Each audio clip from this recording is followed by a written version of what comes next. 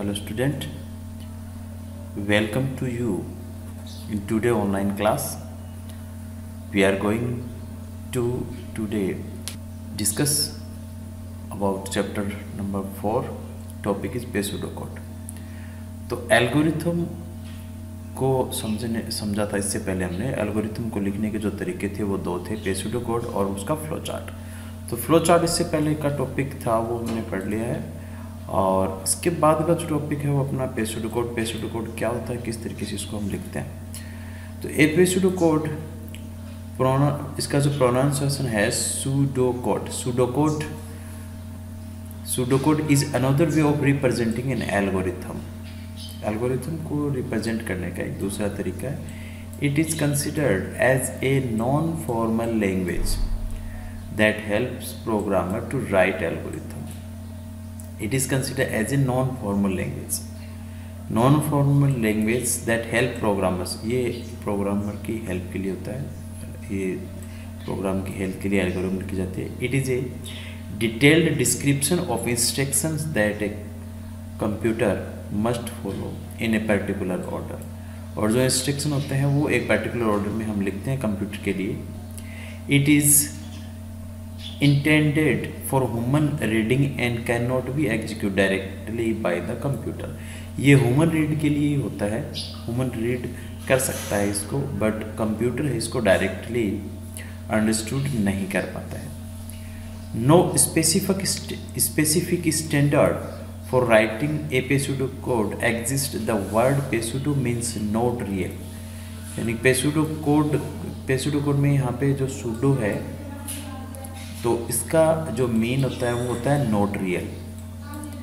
And पेसुडोकोड means अगर पूरे की हम बात करते हैं तो नॉट रियल कोड, ये वास्तव में कोई रियल कोड नहीं होता। इसका यूज करके हम कोड लिखते हैं। Following are some of the frequently asked keyword while writing pseudocode. तो यहाँ पे कुछ कीवर्ड्स का यूज करते हैं। कौन कौन से कीवर्ड्स होते हैं, यहाँ पे कुछ कीवर्ड्स का यूज़ करते हैं अपने। इनपुट है, कंप्यूट है, प्रिंट है, increment, decrement, if else, while, true, false. इन कीवर्ड्स का यूज़ करके हम पेसुडोकोड लिखते हैं। तो नेक्स्ट एग्जांपल में हम पेसुडोकोड लिखेंगे उसकी एल्गोरिथम के अकॉर्डिंग।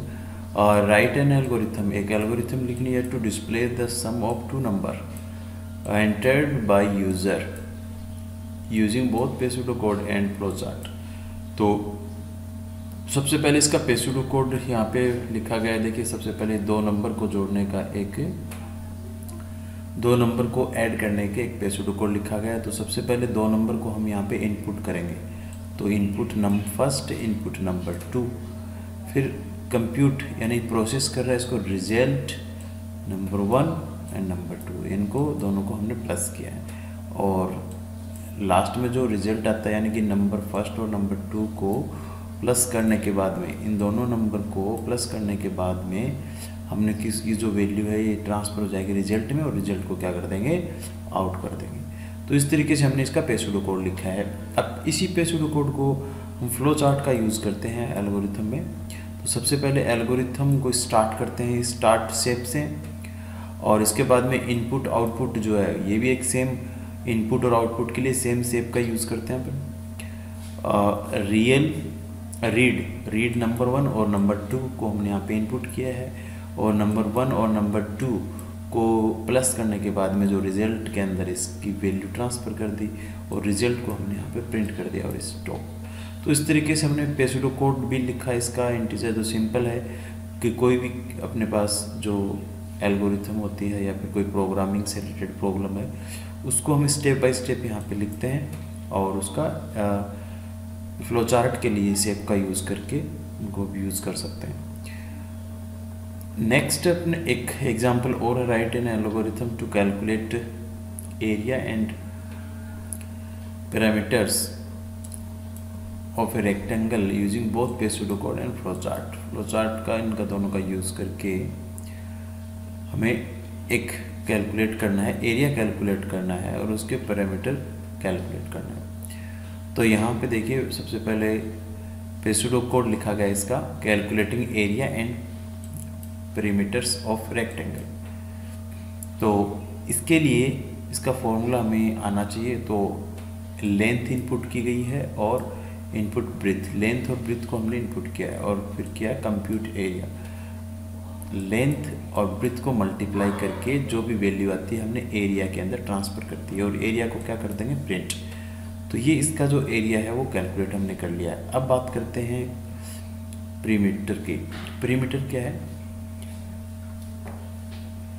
पेरीमीटर इसमें लेंथ और प्लस ब्रेथ को हमने प्लस करके और इसको 2 से मल्टीप्लाई किया है।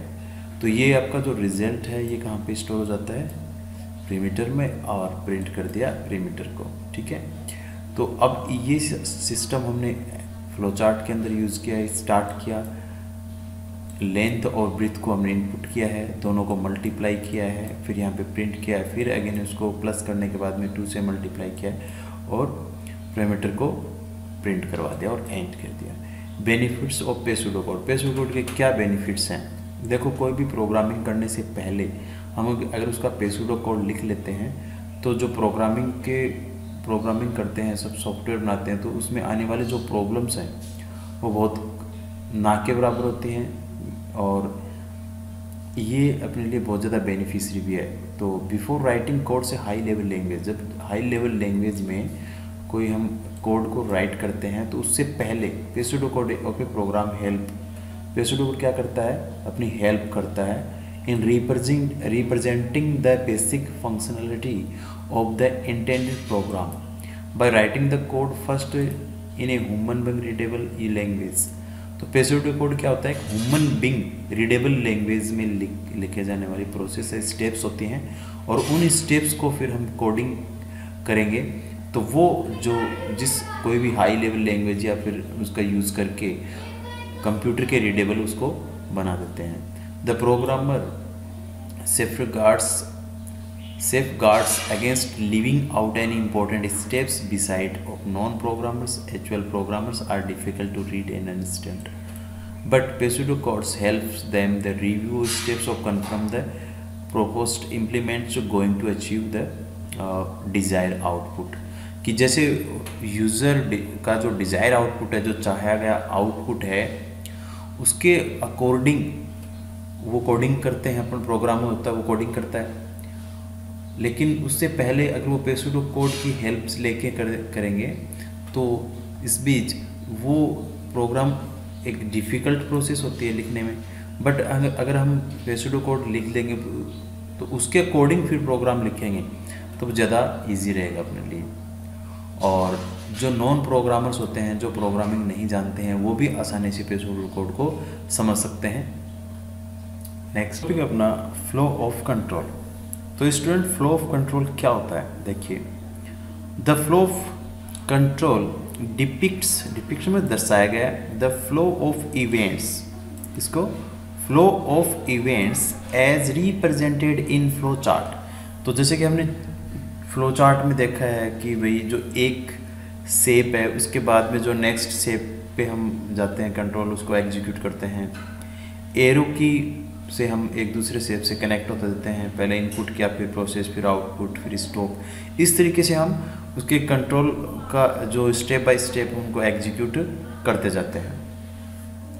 The events can flow in a sequence, यानी कि जो इवेंट्स हैं वो किस एक सीक्वेंस में एग्जीक्यूट होते रहते हैं, यानी कि एक के बाद में स्टेप नंबर फर्स्ट के बाद में 2 फिर 3 फिर 4 इस तरीके से, या फिर सीक्वेंस में नहीं होंगे तो या और ऑन ब्रांच बेस्ड, या किसी ब्रांच के आधार पर, जैसे कि कोई भी एक कंडीशन है, उस कंडीशन अगर अपनी वो कंडीशन ट्रू है या फिर फॉल्स है तो उसके अकॉर्डिंग उसको डिसीजन लेंगे और उस डिसीजन के अकॉर्डिंग उस ब्रांच के बाद की जो स्टेप है वो हम एग्जीक्यूट करेंगे, उसको हम निष्पादित करेंगे। ठीक है, और even repeat some part for a finite number of times. और कुछ ऐसे पार्ट होते हैं, सम पार्ट्स कुछ ऐसे होते हैं जिनको एक निश्चित टाइम तक, निश्चित समय तक रिपीट करना पड़ता है, रिपीट किए जाते हैं। तो इस तरीके से कंडीशन के अकॉर्डिंग हमें कुछ स्टेप्स होती हैं वो रिपीट करनी होती है एक निश्चित टाइम तक, और या फिर स्टेप टू स्टेप हम सीक्वेंसली उनको एग्जीक्यूट करते जाते हैं। तो एक के बाद में एक कंडीशन या फिर एक के बाद में एक स्टेटमेंट को एग्जीक्यूट करना क्या होता है, फ्लो ऑफ कंट्रोल होता है। तो नेक्स्ट है सीक्वेंस। तो सबसे पहले सीक्वेंस की बात करते हैं। तो if we look at the example 4.3 and 4.4 the statement are executed one after another, यानी एक स्टेटमेंट के बाद में दूसरा स्टेटमेंट एग्जीक्यूट होता है in a sequence. Such algorithm where all the steps are executed one after the other are set to execute in sequence, यानी कि जो स्टेप्स हैं एक के बाद में एक के बाद में, ये नहीं कि भी आपने जंप किया है, बट जंप भी करेंगे तो वो भी वहाँ पर हमें एक स्टेप लिखनी होगी गो टू कंटिन्यू इनका यूज़ करके। तो सबसे पहले आप ये देखना कि भी स्टेप टू स्टेप एक के बाद में दूसरी स्टेप एग्जीक्यूट होती है। और हाउएवर स्टेटमेंट इन एल्गोरिथम में not always execute in a sequence, but algorithm में कई बार क्या होता है कि जो स्टेटमेंट हैं वो एक सीक्वेंस में एग्जीक्यूट नहीं होते हैं। तो we may sometimes require the algorithm, इसलिए कुछ टाइम रिक्वायर हमें क्या ज़रूरत है, algorithm to do some routine task in a repeated manner और behave differently dependent on the outcomes of previous steps. कई बार क्या होता है कि जो सीक्वेंस में हम एग्जीक्यूट न करके, उनको निष्पादित न करके स्टेटमेंट्स को, स्टेप्स को, इसके अलावा हम क्या करेंगे कि रिपीट, कई बार जो पहली वाली स्टेप है उसको भी हमें क्या करना पड़ेगा, रिपीट करना पड़ता है। तो ये सब हम वहाँ पर कंडीशन या कुछ ऐसे कंडीशंस लगाएंगे, तो कंडीशंस के आधार पर हम डिसीजन लेंगे कि जो पहली वाली जो स्टेप्स है उसको रिपीट करके आना है या किसी ब्रांच के ऊपर जाके उसको कंट्रोल को लेके जाना है। तो इस तरह की जो सीक्वेंसली हम क्या करेंगे, किसी भी एल्गोरिथम को एग्जीक्यूट करेंगे। In this section we are going to learn how to write algorithm for such situations, यानी सिचुएशंस के अकॉर्डिंग हमें स्टेप्स को एग्जीक्यूट करना होता है। नेक्स्ट है सिलेक्शन। सिलेक्शन के अंदर क्या होता है, consider the map a neighbourhood as show in figure 4.6। तो यहाँ पे देखिए एक ये कुछ यहाँ पे घर बने हुए हैं, कुछ एक मैप यहाँ पे बनाया गया है। तो यहाँ पर कुछ कंडीशंस का यूज़ किया जाता है सिलेक्शन के अंदर। तो यहाँ पे देखिए map a neighbourhood is so in figure 4.6 let us assume that A pink building with the red roof the school the yellow painted house at far and the map in a house. तो यहाँ पे देखिए ये जो pink roof है जिसकी, ये एक स्कूल बिल्डिंग है। इस स्कूल बिल्डिंग पे आने के लिए ये जैसे येलो कलर वाला ये आपका घर है, तो यहाँ से लेके आपको यहाँ पे जाना है। तो इसके लिए क्या करना होगा, देखिए that yellow painted house the for and the map is house. तो इसके लिए with reference to figure 4.6 answer the following questions. तो यहाँ पे देखिए is there a predefined route for walking from home to school. तो एक तो ये कि जो पहले से डिफाइन किया गया है, रोड बनी हुई है कि इस रास्ते से हमें जाना है। Can you have a different route while coming back, but आप जा रहे हो स्कूल तक, जा रहे हो होम से स्कूल तक जा रहे हैं, तो पहले एक प्री डिफाइंड रूट है, उस रूट के थ्रू आप वॉकिंग करते हुए जा रहे हो, ठीक है। Can you have a different route while coming back, जब स्कूल से आते टाइम आप दूसरा रास्ता सेलेक्ट करते हो, क्यों? देखिए as seen from the map, इस मैप के according there can be multiple routes between home and school, we might take the shortest route in the morning. तो जब स्कूल में हम जा रहे होते हैं मॉर्निंग में, तो सबसे जो नज़दीकी रास्ता है उस रास्ते का हम यूज़ करके यहाँ तक पहुँचते हैं। बट वाइल कमिंग बैक, जब स्कूल से आते हैं home the afternoon, the shortest root might have heavy traffic.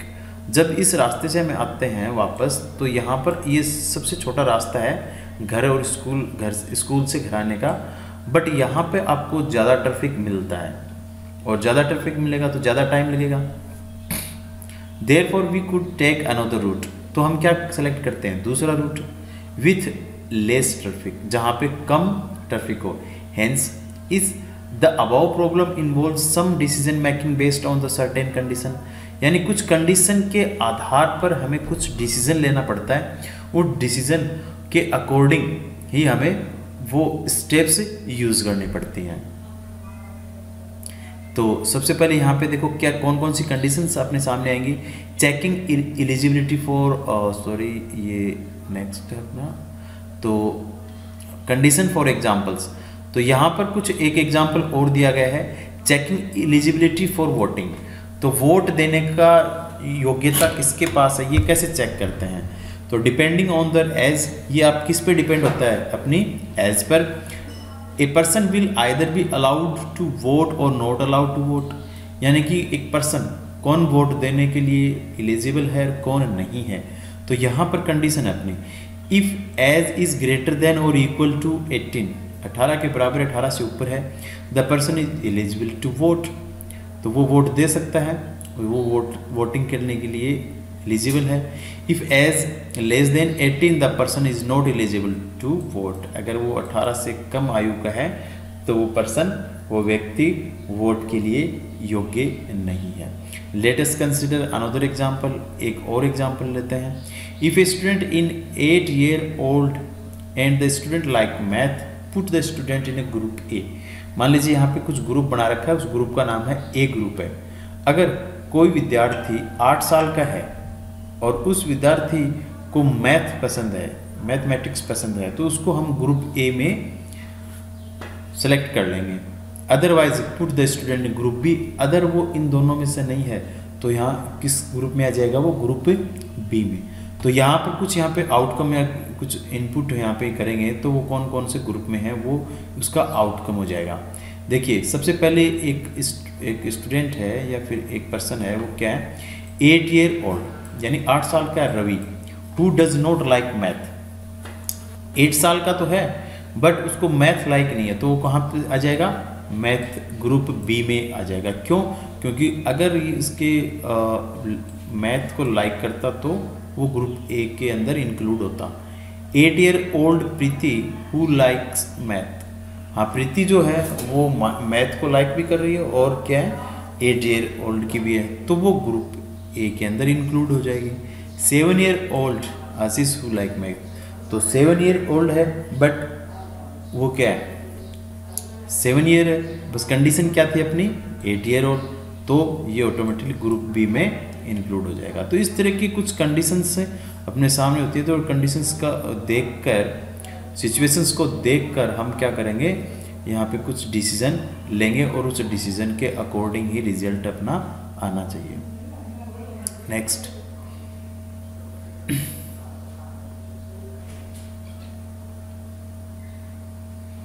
Conditionals are written the algorithm as follow. देखिए यहाँ पे कंडीशन दिया है, इफ कंडीशन, यहाँ पे इफ कंडीशन का यूज करते हैं इफ कीवर्ड के साथ में, और इफ के साथ में हम कोई भी कंडीशन लिखेंगे, then step to be taken when the condition is true and fulfils. तो यहाँ पर क्या कंडीशन के अकॉर्डिंग हमें डिसीजन लेना पड़ता है, और जो कंडीशन ट्रू होगी तो इसकी जो नेक्स्ट जो स्टेप है वो एग्जीक्यूट हो जाएगी, अदरवाइज तो कंडीशंस आपकी ट्रू एंड फॉल्स कोई सी भी एक हो सकती है। नेक्स्ट है यहाँ पर there are situations where also needed to take action. Situation के अकॉर्डिंग हम क्या करेंगे, यहाँ पर कोई भी एक्शन लेंगे। When the condition and not fulfilled represent that we can right.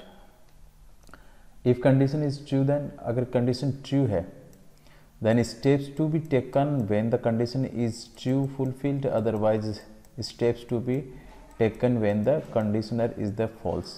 यानी कंडीशन ट्रू है तो यहाँ पे अदर स्टेटमेंट, एक स्टेटमेंट होगा वो एग्जीक्यूट हो जाएगा, अदरवाइज एल्स का जो स्टेटमेंट है वो एग्जीक्यूट होगा। नेक्स्ट यहाँ पर है let us write an algorithm to check whether number is odd और इवन। सम और विषम के बारे में हमें पता करना है, इवन सम और विषम। तो उसके लिए हमें यहाँ पे पेस्ड कोड लिखा, प्रिंट सबसे पहले एक नंबर इंटर करेंगे, enter the number, input number, एक स्ट्रिंग ऊपर, फिर नंबर को इनपुट किया, फिर इफ नंबर मोड टू, ये इक्वल का साइन है, टू इक्वल इक्वल 0 यानी मॉड्यूलेशन। किसी भी नंबर में आप 2 से डिवाइड करते हैं और डिवाइड करने के बाद में जो उसका रिमाइंडर बचता है जिसको हम मॉड्यूलेशन बोलते हैं कंप्यूटर में, उसका जो मॉड्यूलेशन है मोड है 2 की मॉड्यूलेशन यानी कि 2 के इक्वल इक्वल, यानी कि अगर वो उसका मॉड्यूलेशन 0 है तो वो नंबर क्या हो जाएगा इवन, यानी कि 2 का पूरा भाग चला जाता है तो वो इवन, अदरवाइज वो नंबर क्या रहेगा आपका ओड रहेगा, 0 के इक्वल नहीं है। तो ये इसका एक फ्लो चार्ट है। स्टार्ट किया, कोई नंबर इनपुट किया, इस नंबर वन एक वेरिएबल है, मोड 2 इक्वल इक्वल 0 यानी कि इस नंबर का जो मॉड्यूलेशन है वो 0 की इक्वल है या नहीं है, 2 इक्वल इक्वल 0 मॉड्यूलेशन यानी कि 2 से डिवाइड कर दें तो 0 है तो वो क्या हो जाएगा इवन प्रिंट होगा, यस की तरफ चलेगा, अदरवाइज नो की साइड में है ओड तो ओड प्रिंट हो जाएगा। तो इस तरीके से हम किसी भी ओड और इवन की वैल्यू को कैलकुलेट कर सकते हैं। उसका एक एल्गोरिथम और उसका पेसूडो कोड हमने देखा। यहाँ पर एक एग्जांपल और है, pseudo code and flow chart, multiple conditions. यहाँ पे मोर देन कंडीशंस हैं, मोर कंडीशंस है, यानी यहाँ पर आपको ये चेक करना है कि एक पर्सन है वो चाइल्ड है, टीनेजर है या फिर अडल्ट है।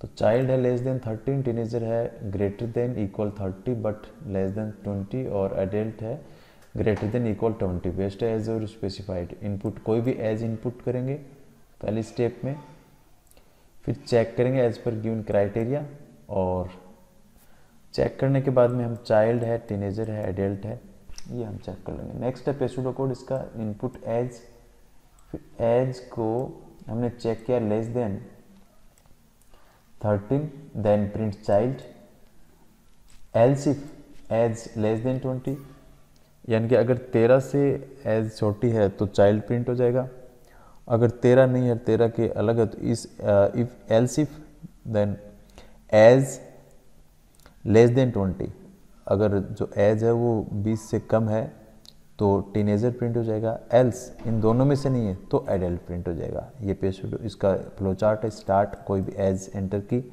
यहाँ पे एज लेस देन 13 को चेक किया तो यहाँ पे एज आपकी कोई भी जो एज आपने इनपुट की है वो या तो 13 से कम हो सकती है या नहीं हो सकती। अगर 13 से कम है तो यस की तरफ आएंगे एरो की और चाइल्ड प्रिंट हो जाएगा। अगर वो 13 से कम नहीं है तो नो की तरफ चलेंगे तो फिर उसको हम 20 के साथ में कंपेयर करेंगे कि एज लेस देन 20। तो यहाँ पर भी आपके पास 2 कंडीशंस है, अगर 20 से कम है तो टीनेजर की तरफ, यस की तरफ, अदरवाइज नो तो एडल्ट प्रिंट हो जाएगा। तो ये एक एल्गोरिथम देखिए फ्लो चार्ट के साथ में। इसके बाद में है algorithm from A card game called dragons and wizard. तो ये ड्रैगन्स एंड विजार्ड, तो ड्रैगन्स एंड विजार्ड यहाँ पे कुछ रूल्स हैं। If the card draw is A diamond और एक कल्ब, यानी कि किसी कार्ड के ऊपर डायमंड शेप बनी हुई है और कल्ब बना हुआ है तो उस कंडीशन में ड्रैगन्स को 1 पॉइंट मिल जाएगा। If the card draw is a heart which A number, और किसी कार्ड पे हार्ट बना हुआ है और एक नंबर के साथ में है तो विजार्ड को 1 पॉइंट मिल जाएगा। नेक्स्ट है if the card draw is a heart then is not a number team dragon gets a point. अगर यहाँ पे एक किसी कार्ड पे हार्ट बना हुआ है और वो बिना नंबर का है तो ड्रैगन को 1 पॉइंट मिल जाएगा। For any other card team wizard gets a point, और इन कोई भी कंडीशन में नहीं है तो विजार्ड को 1 पॉइंट मिलेगा। The team with highest point is the winner, और वही टीम विनर होगी जिसके पास में सबसे ज़्यादा पॉइंट होंगे। तो ये इसकी पेसूडो कोड है और इसकी एल्गोरिथम यहाँ पर लिखी हुई है। तो ये स्टूडेंट आपको करना है कि किस तरीके से मल्टीपल जो कंडीशंस होती हैं उनके अकॉर्डिंग जो स्टेटमेंट है, जो विनर टीम है वो कौन सी क्या होगी। तो यहाँ पे कुछ इनपुट देने हैं और उन इनपुट को चेक करना है। नेक्स्ट है रिपीटिशंस। तो कुछ एल्गोरिथम होती हैं जो किसी एक स्टेटमेंट को बार बार में रिपीट करने के लिए भी यूज़ की जाती हैं। तो उनके जो स्टेटमेंट है वो कैसे रिपीट होते हैं बार बार में, कि कौन सी कंडीशंस हम यूज़ करेंगे। तो यहाँ एक एग्जांपल दिया हुआ है, when giving direction to so go some place we say something like walk 50 steps then turn right. आपको 50 कदम एक साइड चलना है, फिर राइट साइड में चलना है, और walk till the next closing, then take a right turn. Consider some other example like clap your hands 5 times, 5 बार आपको क्लैपिंग करनी है। वॉक 10 स्टेप्स अहेड, आपको 10 स्टेप्स आगे निकलना है। फिर jumps on the stop till you get right, फिर आपको जंप करना है किसी स्पॉट पे। तो इस तरह की मतलब कुछ एक स्टेटमेंट प्रिंट करवाने के लिए बार बार में उसको क्या करना पड़ेगा, हमें उसको रिपीट करवाना है। और वो कब करवाना है, कितनी स्टेप्स के बाद में करवाना है, तो वो हम अकॉर्डिंग टू अपनी जो कंडीशंस होती हैं उनके अकॉर्डिंग उसको इंस्ट्रक्शन देंगे। तो यहाँ पर एक एग्जांपल लेते हैं जिससे अच्छे से समझ लेंगे रिपीटिशन को, कि किस तरीके से कोई स्टेटमेंट को हम रिपीट करते हैं। Write pseudo code and draw a flow chart, accept 5 number and find that their average. Average calculate करना है, 5 नंबर का एवरेज कैलकुलेट करना है। तो यहाँ पे सबसे पहले सेट काउंट की वैल्यू 0 सेट कर दी और सम की वैल्यू 0। और फिर देखिए स्टेप नंबर 2 में while count less than 5 number है, यानी कि काउंट की वैल्यू आपने 0 की है, तो 0 लेस देन 5 कंडीशन ट्रू होगी। देन रिपीट स्टेप 3 और 5। अगर ये जो 2 नंबर की स्टेप यहाँ पर काउंट लेस देन 5 ये कंडीशन आपकी ट्रू है, तो क्या होगा, 3 से लेके 5 स्टेप हैं वो रिपीट होंगी। कब तक, जब तक ये 2 नंबर की काउंट लेस देन 5 ये कंडीशन ट्रू है। ठीक है, तो यहाँ देखिए 3 नंबर पे हमने एक एल्गोरिथम लिखा है, यहाँ पे कोड लिखा है, इनपुट ए नंबर टू नम। नम एक वेरिएबल, उसके लिए एक नंबर इनपुट करना है और उस नम को सम के साथ में प्लस करना है। तो सम क्या है अपनी 0, नम कोई भी एक नंबर हो सकता है, उसके साथ में सम को प्लस करते हुए सम में स्टोर कर देंगे। और फिर 5 नंबर स्टेप क्या कर रही है, काउंट यहाँ पर हमने दिया था 0, तो फर्स्ट टाइम काउंट 0 है, बट यहाँ पर काउंट में हमने प्लस कर दिया 1, तो काउंट की वैल्यू हो जाती है 1। अब ऐसे समझ लेते हैं कि काउंट जो उसको काउंट की वैल्यू हो जाती है 1, और 1 होने के बाद में वापस इसमें जाते हैं, तो फिर 1 less than 5, 1 less than 5, 1 less than 5 है, तो कंडीशन अगेन आपकी ट्रू है। फिर अगर ये कंडीशन ट्रू है तो 3 to 5 स्टेप्स हैं ये रिपीट होंगी। और फिर वापस हम चलते हैं काउंट, तो काउंट अगली बार क्या हो जाता है, पहले 0 था, फिर 1 हुआ, फिर अब 2 हो गया। तो इस तरीके से ये आपका 5 टाइम रिपीटेशन होगा, 5 बार ये रिपीट होगी स्टेटमेंट। कौन कौन से, स्टेप नंबर 3, 4, 5। क्यों, क्योंकि काउंट की वैल्यू बढ़ती जाएगी, हर बार 1 से प्लस होती जाती है, तो हर बार 1 से प्लस होगी तो 4 हो जाएगा, 4 लेस देन। जब 5 होगा तो कंडीशन आपकी क्या हो जाएगी, फॉल्स, और कंडीशन फॉल्स हो जाएगी तो स्टेप 3 to 5 रिपीट नहीं होंगी, ये स्टेप एग्जीक्यूट होगी 6 नंबर स्टेप। यहाँ पर जो सम आएगा उसको हम 5 से डिवाइड कर देंगे और जो वैल्यू आएगी उसको एवरेज वेरिएबल के अंदर ट्रांसफ़र कर देंगे। और फिर लास्ट स्टेप में एवरेज को हम क्या कर देंगे, प्रिंट करवा देंगे। तो इस तरीके से इसका एक एल्गोरिथम, ये फ्लो चार्ट है। स्टार्ट काउंट सम 0, फिर ये कंडीशन लगाई, ये कंडीशन ट्रू होगी तो आप इन ये 3, 4, 5 जो स्टेप थी ये रिपीट होंगी, और जब कंडीशन फॉल्स हो जाएगी तो 9 की तरफ आएंगे, फिर सम के अंदर 5 से डिवाइड करके एवरेज में वैल्यू ट्रांसफ़र हो जाएगी, और वैल्यू जो ट्रांसफ़र होगी एवरेज में उसको हम प्रिंट करवा देंगे और स्टेप स्टॉप हो जाएगा। इस तरीके से इसको हम कर सकते हैं।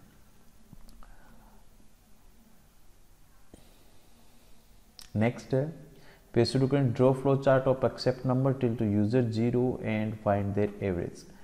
तो ये जो अभी जो हम करके आए सेम वैसा ही है, बट इसमें थोड़ा सा एक डिफरेंस है। क्या डिफरेंस है अभी चेक कर लेते हैं। देखिए while num is not equal to 0, कि जो नम है वो 0 नहीं है, बट अब यहाँ पर स्टेप है 4 to 6 आपको क्या करवानी है, रिपीट करवानी है।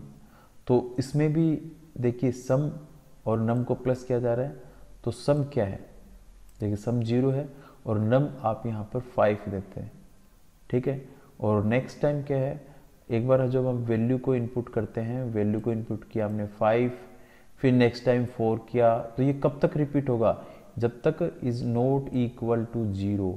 यानी कि अगर स्टार्टिंग ये जैसे उल्टा चलता है, वहाँ पे हमने किया था 0 1 2 3 4 5, यहाँ हम करेंगे 5 4 3 2 1 0, इस तरीके से। तो कब तक चलेगा ये, जब तक 0 नहीं आ जाएगा, यानी कि 5 से फिर 4 3, यानी कि ये भी 5 टाइम ही होगा। तो इसको आप इसको अपोजिट इसको रिपीट कर सकते हैं।